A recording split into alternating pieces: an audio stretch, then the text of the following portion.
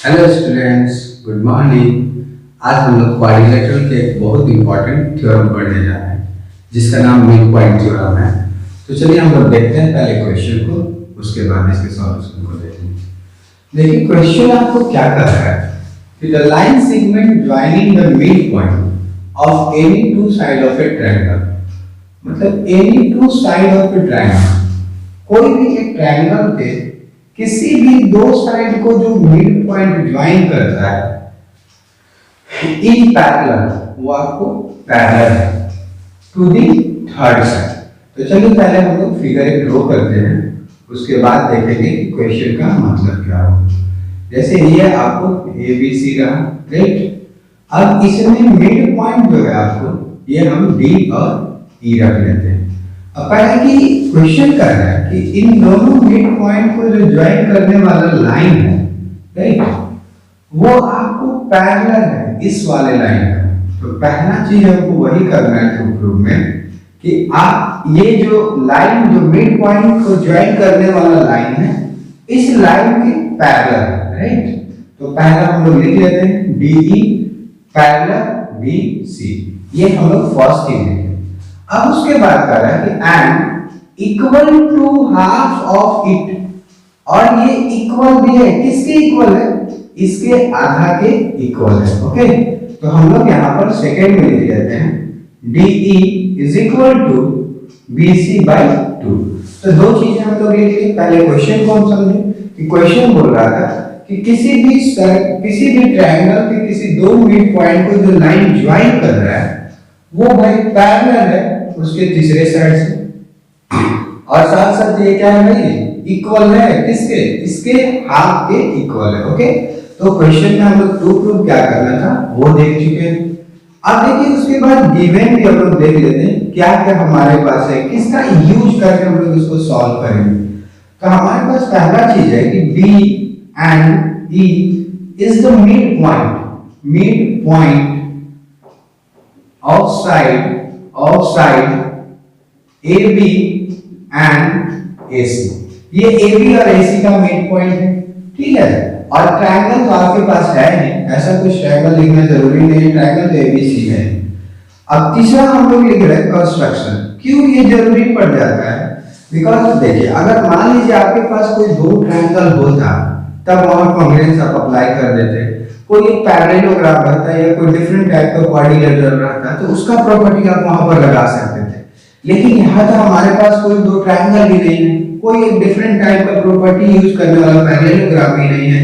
तो हम क्या करेंगे, और बिना हम लोग कंस्ट्रक्शन के किसी चीज, मतलब बहुत सारे ऐसे क्वेश्चन है जहां पर हमको अपने मन से उसके टाइप का कोई चीज सेट करना पड़ता है। तो हम देख रहे हैं कि ये साइड हमको इसके इक्वल करना है, और ये इक्वल कब होता है, जब कोई एक पैरेललोग्राम होता है तो उसके अपोजिट साइड इक्वल होते हैं, इस दोनों के अपोजिट साइड होते हैं। बट ये तो अभी ट्रेपेजियम के शेप का है, तो इसको हमको पहले पैरेलल बनाना पड़ेगा ना।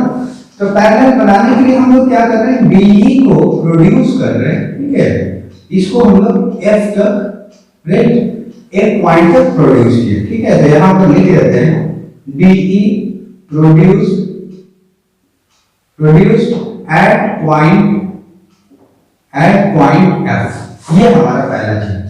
फिर हम लोग क्या करेंगे कि C को F से ज्वाइन करेंगे, ठीक है।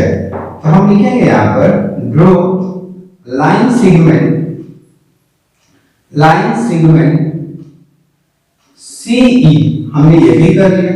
और एक चीज और आपको ध्यान देना है कि ये इस तरह से ज्वाइन होने के बाद ऐसा बन गया है कि ये जो है ना इसके पैरेलल है। तो यहां पर एक चीज और लिख लेते हैं, such that CF parallel AB। अब देखिए कंस्ट्रक्शन हमारे पास कंप्लीट हो गया, हमारे पास दो ट्रायंगल भी आ चुके हैं, एक पैरेललोग्राम टाइप का शेप भी आ चुका है, ठीक है। तो अब बस इसको हम लोग प्रूफ करते हैं। तो मतलब सबसे इंपॉर्टेंट पार्ट में आ जाते हैं प्रूफ। अब एक आपके पास एक्चुअल आइडिया होना चाहिए कि आप किसी भी चीज को प्रूफ कैसे करोगे, सबसे इंपॉर्टेंट क्वेश्चन है।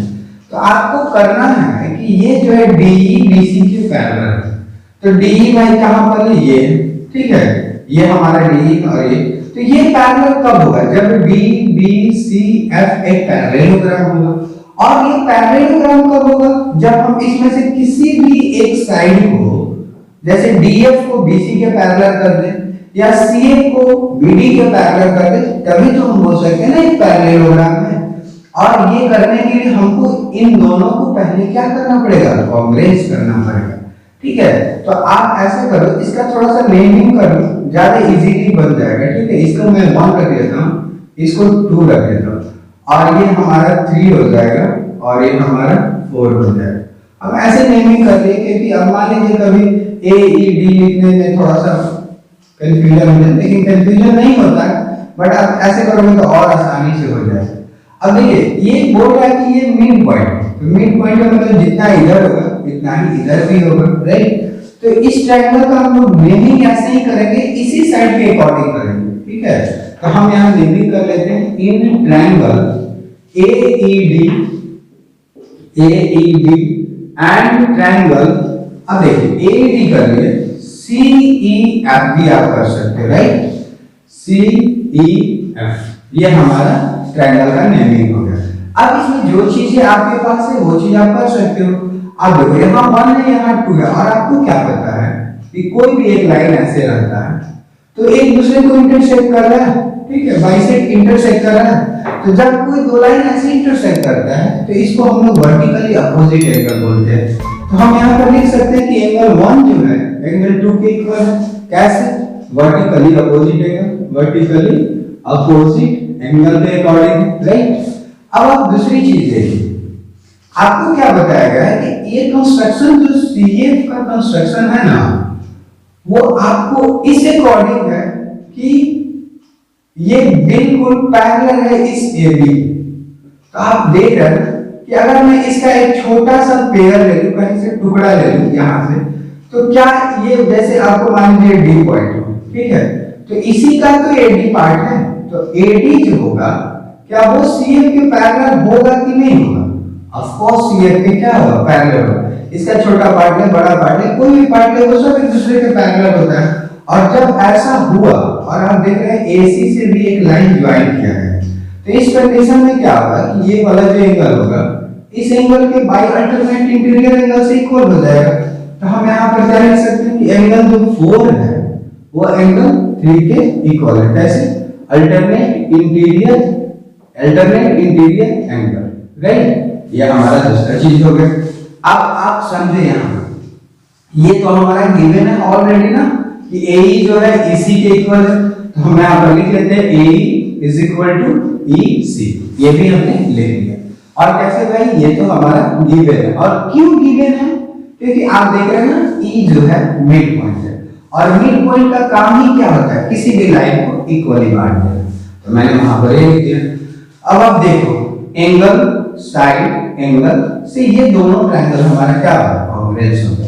तो हम यहाँ पर लिखेंगे hence triangle AED congruent triangle CEF by ASA criteria. अब आपको पता है ना कि जब कोई दो ट्रायंगल कांग्रेस होते हैं तो हम लोग क्या जानते हैं? उसके जितने भी क्रॉसपोंडिंग पार्ट वो सब आपको इक्वल होगा बाइसेक्टी सीटी से।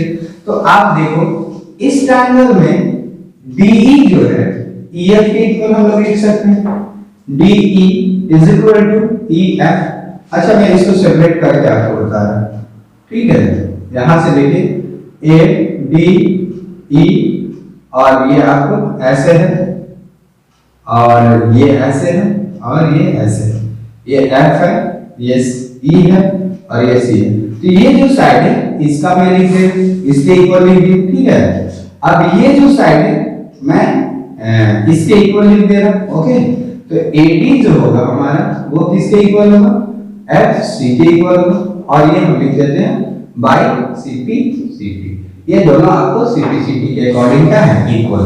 तो दो चीजें हमारे पास मिल चुका है ऐसे इस ट्रायंगल के अकॉर्डिंग। अब आप एक चीज और समझिए कि अगर ये ऐसा होता है तो हम यहां से देखिए, एक चीज आपको इमेजिनेट करना, CF जो है भाई वो आपको AD के क्या है?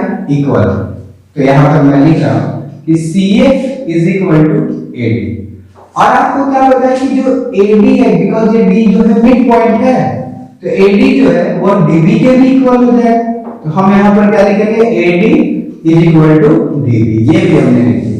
अब आप इसको ऐसे ही कर लो, इक्वेशन कर लो 1 और 2। आपको क्या पता है कि जब कोई ट्रायंगल या कोई भी इक्वेशन का अगर RHS इक्वल होता है तो LHS भी आपको क्या होता है, इक्वल होता है, राइट। तो आप यहां से क्या लिखोगे, CF is equal to DB, मतलब जहां CF होगा वहां DB हम लिख सकते हैं, जहां DB होगा वहां CF लिख सकते हैं। अब देखिए CF जो है DB के इक्वल है, और हमको पहले से क्या पता है कि जो CF है वो DB के क्या है, पैरेलल है। तो आपको पता है ना कि जब ऐसा रिलेशन बनता है कि कोई भी एक अपोजिट साइड एक दूसरे के पैरेलल हो और साथ साथ इक्वल होता है, तो हम कह सकते हो पैरेललोग्राम फॉर्म कर रहा है। तो ये आपको DBCF इज ए पैरेललोग्राम, ये हमारा क्या बन गया, पैरेललोग्राम बन गया।